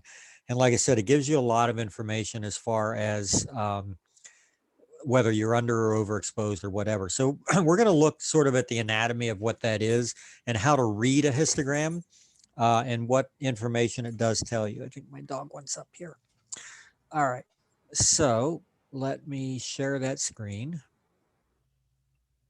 There's only 4 slides here to look at. Let me put this back where it was. There we go. So again, histograms, what are they and how do you read them? So in the large screenshot that you see here, you can see sort of what we saw already, that it's just a graph from the blackest blacks on the left to the brightest whites on the right. We'll go through. And so it's saying that it's a graphical representation of the, and this is the key word, it's the ratio of light to dark pixels contained in an image. It's not showing you how many pixels. It's not saying, well, if you get up this high on the spike, there's 1,000 pixels at that level. It's just showing you the ratio between the lights and the darks. So for example, this image in the associated histogram on the bottom, you can see that it's shifted to the left. It's very heavy on the left side. And what that's telling me is that even without seeing the image, I know that this is a relatively dark toned image. It's not a bright image. It's got a lot of black in it. And I know that because this histogram is actually going up as it gets down near that 0. So I know that there's actually probably quite a few pixels in the image that are, you can't go darker than black, but even if I were to raise this up, pull the output level up a little bit, I'm gonna have to go a good ways before I get all of those pixels above 0. And even though there isn't much on the white side, you do see that the graph goes all the way to the end, and there is even a tiny little spike at the bright white or the 255 level. Does anybody have a guess for what part of the image that little spike at the 255 level represents? The whites. It is whites, but I mean specifically in this image, what do you think, what part of this image or parts of this image do you think is being represented by that little spike? The first chair. Nope, keep looking. I think it's looking. the light in the top left. It's the lights themselves. Yeah, if you look, every one of those points of light for the most part in this image are white without detail. They can't be any brighter than they are. There's absolutely no detail there. The one in the top left looks whiter than the rest of them. The rest of them look like yellow. They are yellow, but they're still at that loss of detail spot. They're at the spot where there really isn't anything up above that. But you're right, that one has a different color temperature than all the rest. And what's interesting to note is you notice if you look at the histogram, even though it's showing you there are pixels there and there's even a little spike, the ratio of the number of those pixels compared to the dark pixels, you see how much higher the spike goes on the dark side than it goes on the light. What it's saying is that, yes, there are very, very bright pixels here, but in the ratio of that whole image, in the grand scheme of this image, though there are very few of those pixels compared to dark pixels. Now, on the contrasting side, where it's 0 on this graph, what do you think is representing, or what part of the image is represented by those pixels? There's a number of spots throughout this image, but let's see if you can pick a few out. I mean, the chairs, the thing in the back by the little like temple thingy, and then the thing all the way on the left, like the gate looking things. Yeah, you're right. The backs of these chairs are very, very black. When you look at that gate in the back, it again is black without detail. And if I opened this image in Photoshop and moved my cursor around on it, the info palette would actually show me the value of wherever my cursor is. You've got these little areas up here in the ceiling right here that are completely black. There's a number of spots through there, but overall, there's a lot of them. Compared to the white parts, there are a lot of them. And in the midtones, we have a lot of midtones, but not anywhere near as many blacks as we have throughout the image. So you get to a point very quickly where you can see a histogram and know immediately whether it's a light image, dark image, or something in between. So let's look at the opposite now. So this is what we call a high key image, because the tones are predominantly white or light. And if you look at the histogram, it definitely shows you that. Now, they're not slammed up against the right-hand side. And what that means is that most of the lighter tones or the white tones in this image are not white without detail. They're very white, but there is detail. So like if I look at this part of the histogram, not the very edge of it, but in where the bulk of these pixels are, what do you think that is? What part of the image do you think is this right here? Like the background? Absolutely. That's it. The background. Maybe like the labels too. Yeah, I think the background's probably brighter than the labels are. They're probably more like down in the mid-tone range. And when you look at the black, there's a little spike on the blacks as well. And that is more than likely going to be the front edge of these lids, maybe even a little bit of the text. But primarily when you look at this, you're like, oh, that's a light image. That's it's a brighter image than the one we saw before. And you can tell that without even seeing the picture. So that's a histogram. Now, when you look at these on the back of your camera, if you can keep from slamming them against either edge, if they don't go all the way up against the white edge or all the way up against the black edge, then you know that you haven't lost any detail. There are times where you can lose detail and it doesn't matter. If you've got, an outside image and the sky is just completely ugly, featureless gray, and that's represented by that, don't worry too much about it if the rest of it looks good. I always used to say, like, if I took a flash picture of people who were seated at a table that had a white tablecloth, and I saw that in my histogram, I probably wouldn't worry, because I figure that white tablecloth, which is getting that direct flash, is going to be up on that white end. But I don't care about that. That's not an area where I need to have detail.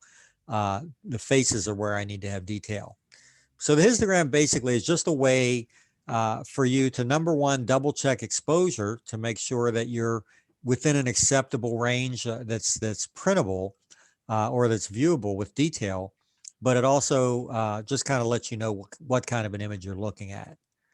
All right, so let me stop that. And we're going to go back to Bridge now. So we're going to look at some black and white stuff, black and white and a few color issues. So what you see in this folder are different versions of this image. So this is our original image. This is something that in the industry is sometimes referred to as a Shirley.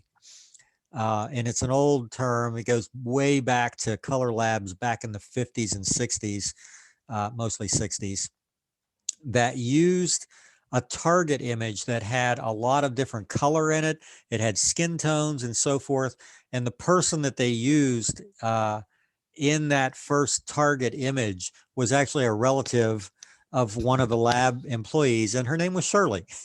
So that type of a target image has become known as a Shirley, even though it's this girl, I'm sure, in this image is not named Shirley.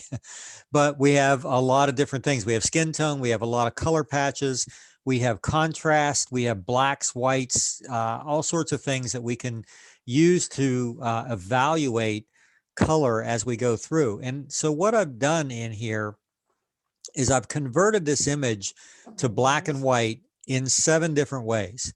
And there are at least 7 ways in Photoshop to convert to black and white. And what I'll tell you is that all of them suck except one. Actually, there's 2 of them that don't suck, but one of them is way better than the other one that doesn't suck. So we'll look at the ones that suck first and why they suck.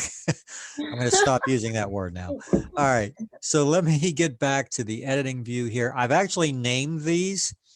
Actually, you know what? Let me do this. Let me open it in Photoshop and I'll walk you through different methods of conversion. All right, let me share that. All right, so this is my image open in Photoshop. So the first thing that anybody does when they want to convert an image in Photoshop to black and white is go to image. Geez, it's so seldom that I actually do this. There we go. Image mode grayscale. And yeah, it does convert it to black and white, but it doesn't give me any control whatsoever. It uses a predetermined formula for each of the color channels, the red, green, and blue. Well, what if I don't want that particular, combination of color? So I have a lot of different options. I'll show you some of them involve changing the mode from, there's another one here called lab color. There is one called, well, let's just look at one of the simpler ones. There's hue and saturation. You can add a hue and saturation adjustment layer and just pull the saturation all the way down. But again, it doesn't give me any control. It just sort of does it on its own. if we go back and look at the different ones in Bridge,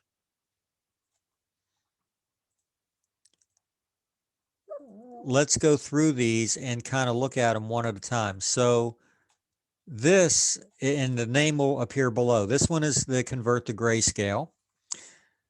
Then there's one called desaturate. Did you see the colors change when I do that? Watch that again. So there's just convert to grayscale, and there's just desaturating in hue and saturation. Can you see how they're different? How, like, for example, the lemons in the top one are different than they are here. The lemons are more mid-tone than they are up here. All the colors in that color patch change a little bit. From there, there's a gradient map, and you can see that one's different as well. And it's different from the first one as well. Hue and saturation, lab color. There's a few apparently up above this. Channel mixer is not a bad one because it does allow you to control how much of the red, green, and blue channels are used. And then I'll show you, I'm going to show you that one in Photoshop, and then I'll show you the best one. But first, I'm going to get rid of a little dog. Go play with Mr. Bill. Go get him. I'll be up soon. Bought him a little Mr. Bill. I don't know if you even know what Mr. Bill is, but he made his debut back in the 70s or 80s on Saturday Night Live. He was a little character that they would do all sorts of horrible things to, and run him over with a car or whatever. He was just this little figure. Anyway, let's open. I'm going to go back into Photoshop, open this image. I'll share that in just a second with you.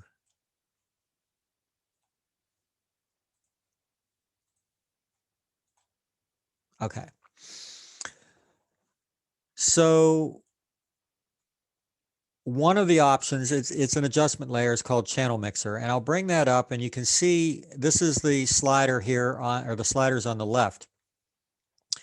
And what it allows me to do is to, if I click the monochrome button, it converts this image to black and white, but it shows me the percentages. It's showing me that it's using 40% of the red channel, 40% of the green channel, and only 20% of the blue channel. Now, if I move these sliders, you're going to see different colors take more prominence. So for example, if I pull the greens up, you can see that we have a very different look than if I pull the reds up. The key here is if you want the exposure to stay about the same, you need this number, which is very small. I don't know if you can see it. It's telling me I'm at 135%. I need to, whoops, that's the constant. I need to adjust these sliders so that the percentages add up to 100 in order to keep the exposure the way it was from the beginning. So right now I'm at 135, meaning that I'd have to pull something down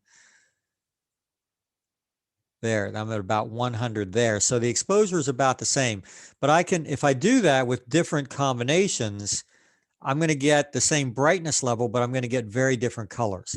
So all it's doing is mixing, using a different mix of the reds, greens, and blues.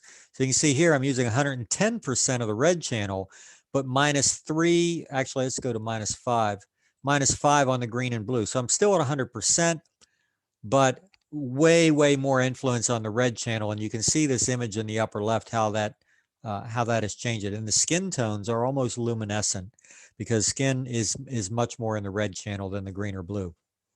So that works. And that used to be the best way to do it. But now there's a better way. I'm going to throw that adjustment layer away. It is also an adjustment layer that you can find either in the pop-up menu in the bottom of the layers palette. Hopefully you can see that. Let me pull that over. Bottom of the layers palette, there's this little pop-up, and black and white, there's a filter in there for that. You can also get it from the image adjustments and then black and white. And what it does is bring up a little more information. Now we not only have red, green, and blue, but we have the complementary colors as well. We have cyan, magenta, and yellow.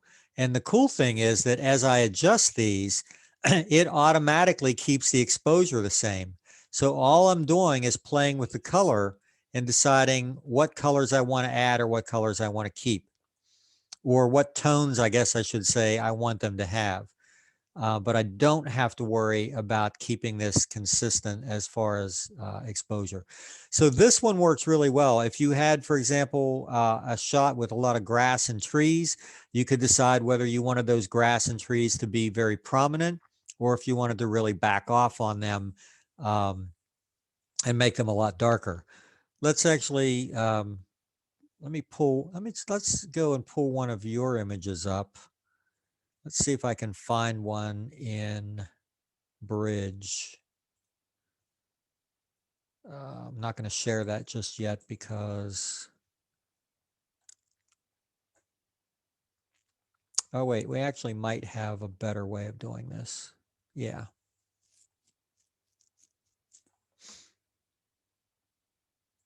Yeah, let's do this one.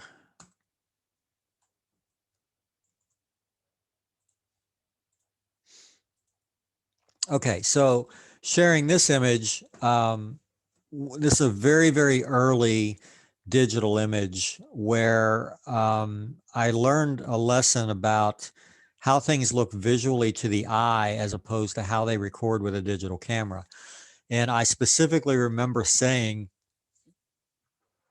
when I shot this image that I thought we had an exact match between the outfit she's wearing and the color of the background. And then when we take the picture, we see that there's actually quite a bit of difference there. I'll come back to that in a second, but let's go and add the black and white adjustment layer first of all. And because of the tones that I know are in there, again, look at what's happening as I move the green slider up and down. You can see how her hair and skin is changing somewhat, but I'm looking at the cyan, and if I wanted her dress to be darker, I'll just pull the cyan down. If I want the dress to be lighter, I'd pull the cyan up.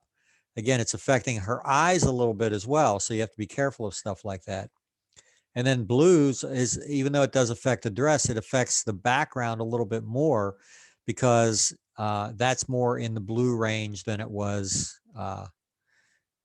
in the cyan. So if I play with the reds, watch what happens to her lips. I can make her lips very dark. I can make her lips very light. But again, overall, I've got about the same intensity in this black and white.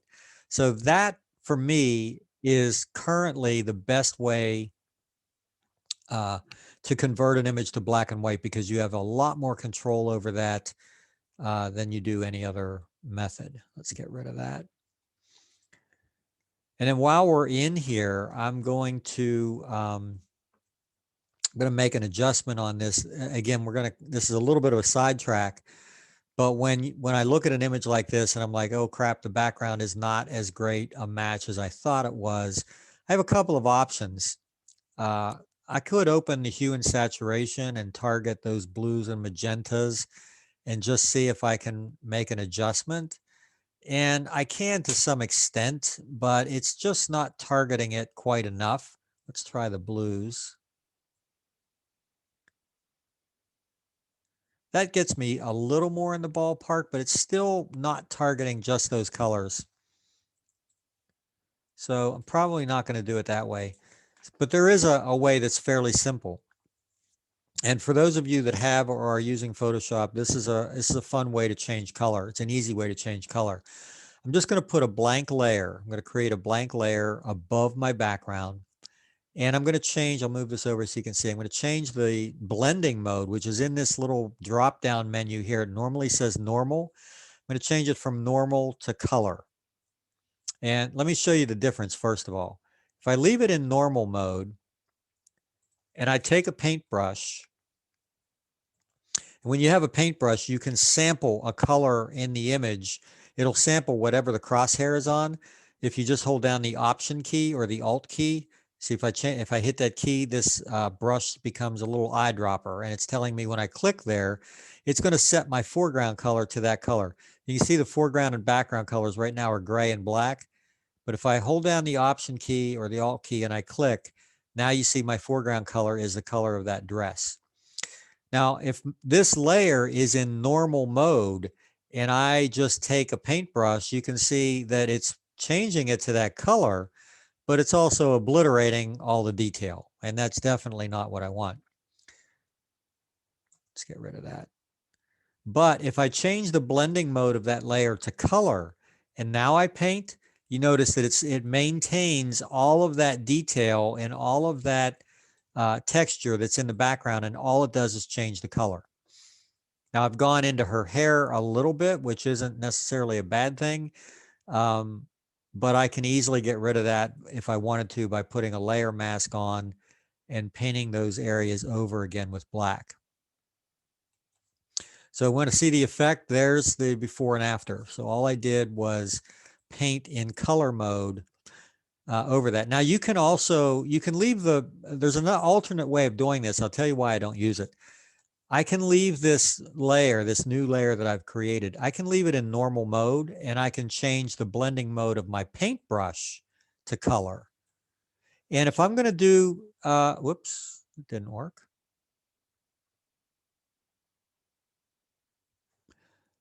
Why did that not work?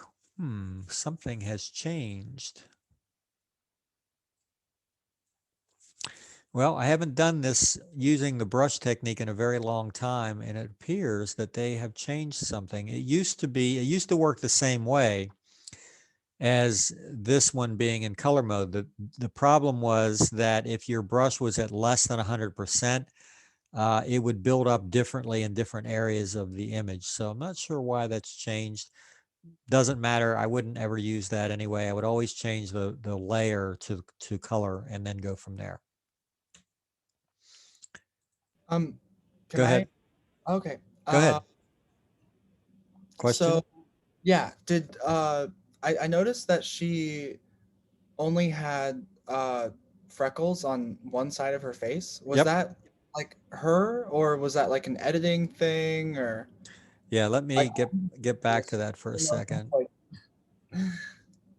So this has been a very long time ago. This was probably, oh my goodness. This could have been almost 20 years ago that I took this shot. And this girl was in theater. She was actually very good. Like she eventually made it to Broadway. oh, wow. And did perform, and not as a feature, but I don't care what you are. If you're on Broadway, you've done pretty well. Yeah. She eventually made it there, but I remember her mother telling me at the time, first of all, not to retouch the freckles out at all, that was part of her.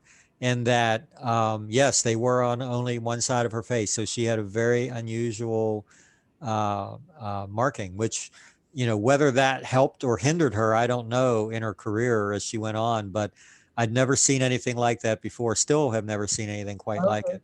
No, that's super interesting. I Yeah. mean, I'm sure it ended up helping her in the long run, because like that's a memorable thing, Yeah, it's definitely something that you would remember, and as if you're doing auditions or things like that, you want to do everything you can to stand out. You want to be able to be remembered.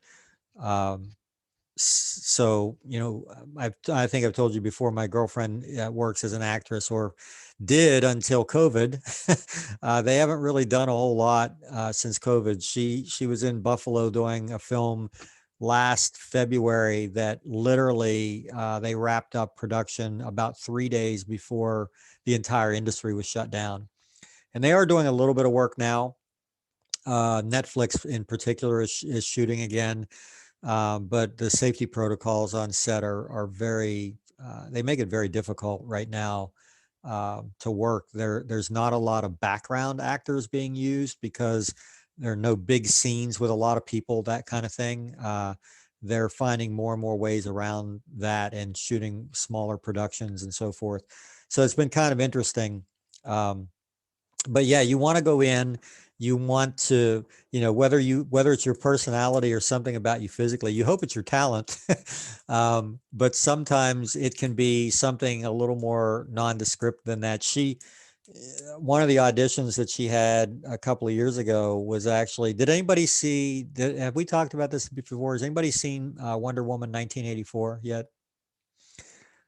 Okay, so if you have seen it, there's the scene at the beginning or near the beginning where the little girl version of Diana is sort of in a triathlon type competition with some of the Amazon warrior women. So she auditioned for the role of that lead Amazon woman who was in the triathlon with Diana, and did an initial audition in Cleveland, was called back for a second audition, and this time she auditioned for the assistant director. They had her doing all sorts of action sequences. They filmed her on green screen using, like a stick. Wanted to make sure she was comfortable in action sequences and things like that. Took her to wardrobe, did detailed measurements, and then was called back about a month later for a third audition. And this one was for the director, Patty Jenkins. And she told me, after the audition, she's like, I really think we hit it off well. She seemed to really, enjoy the audition. And, we talked a lot about different things, and she felt really good about it. And then a few weeks later, we were out to dinner, and she got a call from the casting agency. And when she answered the call, the girl on the other end said, Patty wants to talk to you. So the director had actually called her personally. And I said to her, I said, well, the director doesn't call you to tell you you didn't get the part. But that's exactly what she did. She told her that her height was an issue. She's only 5'2", and they needed people that were 5'7" and above. But she said that she wanted to call her personally because she had left such an impression on her. She promised her that they would work together at some point in the future, but she said, I just can't use you on this project. So of course, when the movie came out, we went to see it, and we recognized immediately what part it was she was auditioning for. And it was a little bittersweet. Clearly she would have gone to the Canary Islands off the coast of Africa to film these. She would have been there for about 3 weeks. And would have been paid anywhere from $3,000 to $5,000 a day. So yeah, it was tough to miss out on that after going from, I think 500 people auditioned or 500 people submitted for it. And she got down to literally a handful of girls in a room. So last 5 or 6 probably, and didn't get it. So it was a little bittersweet, but the reason I'm even telling you this, the point was that, to stand out and to be memorable, she got a call a few months after that from a casting agent at HBO, offering her a spot at a workshop that they were offering, and she asked how much it was, and the girl said, I forget the price. It was astronomical, and she said, well, I appreciate the offer, but I can't afford that right now. And they said, well, it's no problem. Your spot has been paid for. Patty Jenkins paid for it. So to be remembered to the point where somebody would do something like that, I think is pretty cool. And I hope that plays out at some point in the future. I think that, and she's a great director. I don't think this movie was as good as the first one by any means, but she's still a force in Hollywood and has done a lot of great things. Some pretty cool TV series and stuff like that. But yeah, you want to, no matter what you do, you want to be remembered. And trust me, I see this or had seen it from the inside quite a bit. And wow, just the throngs of people. Now, if she went and moved to Los Angeles, she would be absolutely lost because there are so many people out there that look like her. But in Pittsburgh, there's nobody that looks like her. So she kind of stands out a little bit like that and kind of helps. All right. So I think there's one other thing we want to look at here. Let me get into Bridge. Yes. As far as correcting an image. Now, again, these are a little bit of side. We're getting a little bit sidetracked, but all of these images are sort of related. So I want to make sure that we cover this at some point. So let me share this screen. So this is a picture of, again, an old one I did 22 years ago, almost 22 years ago this week in Los Angeles. This was a friend of mine. He was actually an actor living in Los Angeles. And we went out to do this wedding, and it was shot on film. That's how long ago it was. And so this is a scan from an actual frame of film rather than a digital file. And when you scan film, you run into all sorts of issues. It can create some color casts and so forth. And of course, I don't have a raw file of this because my negative was basically my raw file. So I got the scan back and I was like, well, that looks like crap. Never going to be able to sell that.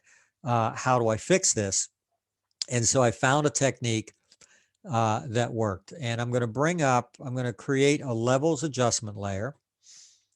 And again, you can get that from the bottom of the layers palette, or you can get it from the image adjustments mode or submenu. And one of the other things, you see the histogram here again, you can see that I don't have any complete blacks in the image. I don't have any complete whites. And that's a good thing because it means that I can adjust this or massage this file a little bit without worrying about losing too much detail. So the other thing that we have here, we have 3 eyedroppers on the side, one representing shadows, one representing midtones, and one representing highlights. And I can actually, right now, these are set to 0, 128, and 255, but I can change that because if I take this white eyedropper and I click in what I think is probably the brightest area in the image, it's probably that part of the image. I don't want it to be 255. I want it to be a little less than that. So I can actually change the target of my white and black point by double clicking it. Well, it used to be double clicking it. Oh, option. Let's try that. Yep, that's not what we wanted. Oh, I hate it when they change things and I don't know where the new ones are. You used to be able to double click this and reset it. There we go. It worked on the black one. So the black you can see right now is set. If we look at the RGB, it's actually set to 10. It's not 0. I'm going to probably take those up to 20 because I don't want any of my blacks to go below 20. And I'm going to hit OK. I'm not going to save those as defaults. Now let me try the white one. All right, now the white one's working. It's set to 245. I'm going to set those to 240. Not going to save those as defaults. Now when I use those eyedroppers, wherever I click, it's going to set that to a value of 240. So I'll go in and find what I think is the brightest part of the image. I can verify that if I just have my info palette showing.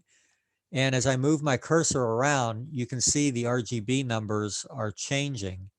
And I'm just looking for an area that has the brightest numbers. That's probably about it right there. So I'll click on that. And then I'm going to do the same thing with the shadow. And I'm going to find what I think is probably the darkest area and click on that.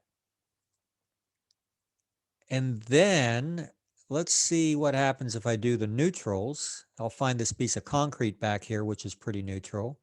And bang, just by clicking 3 eyedroppers, I went from that to that. So all I've done is target the shadows, midtones, and highlights and told it to neutralize the color and set them to a value that is going to be printable, 20 in the blacks and 240 in the whites. And then if I want, I can still brighten the image up overall, pull the midtones back a little bit, maybe the highlights even a touch.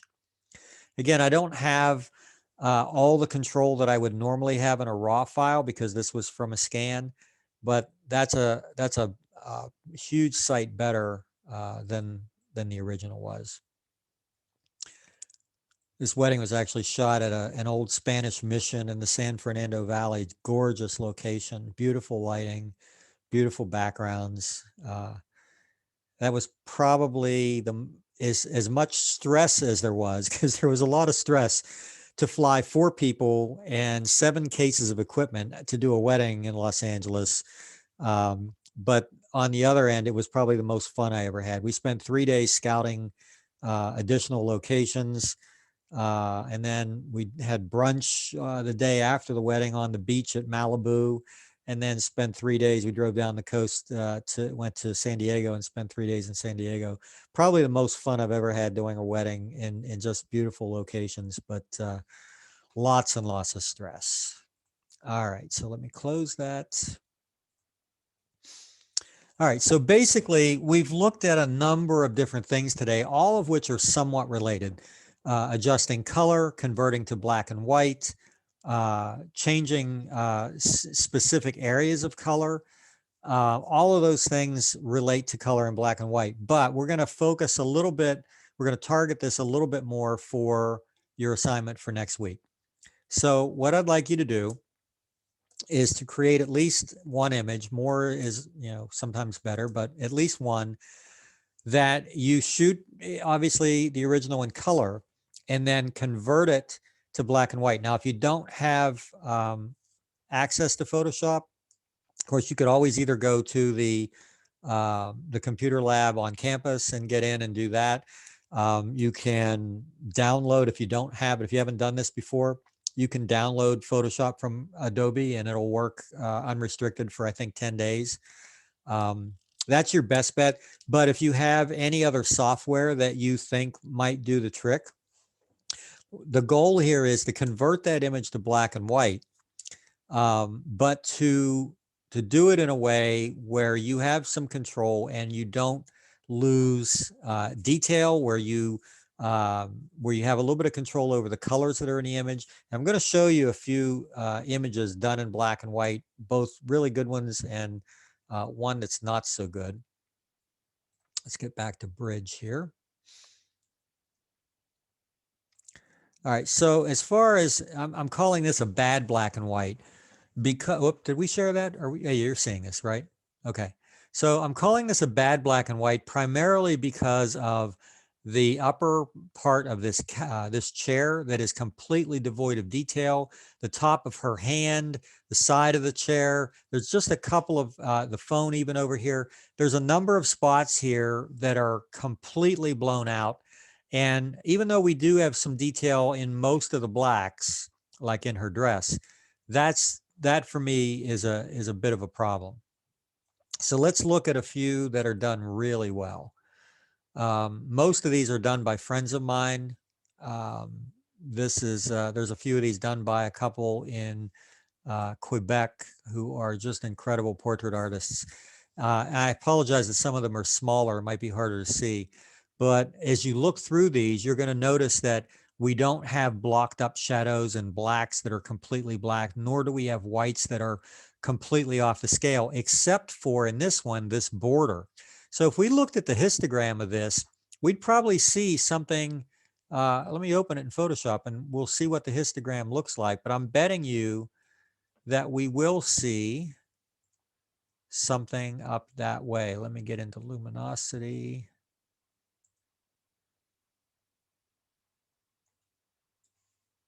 And then I'm going to share that screen with you as well.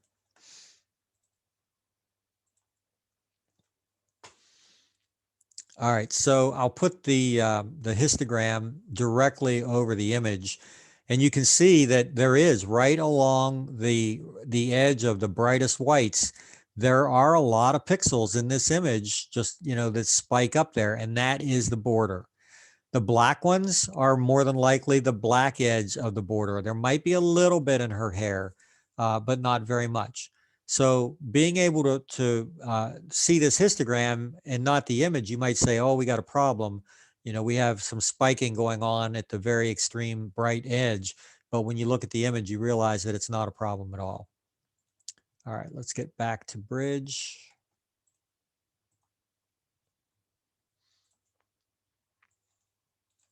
And we'll look through a few more. This is another one, very poignant image.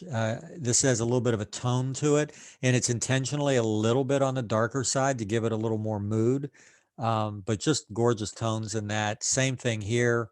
How hard, it's very hard to capture detail both in highlights and shadows in an image like this, or especially like this, but these are some really, really good black and white images. This is a little bit more of a sepia toned rather than a true black and white. But again, very, very cool tones. That's a great one there. Those last three were all by a friend of mine that lives in Florida. Another one of his. Another one of his. So does anybody recognize what he did here? How did he create this image? What is it that's creating the motion in that image? What would you have to do to get the water to look like that? Is it a shut? That's okay. Go ahead. Well, yeah, I mean, it looked like a shutter speed thing, but like specifically, it looks like he waited for the wave to come up and then recede back into like the ocean before he like clicked the picture.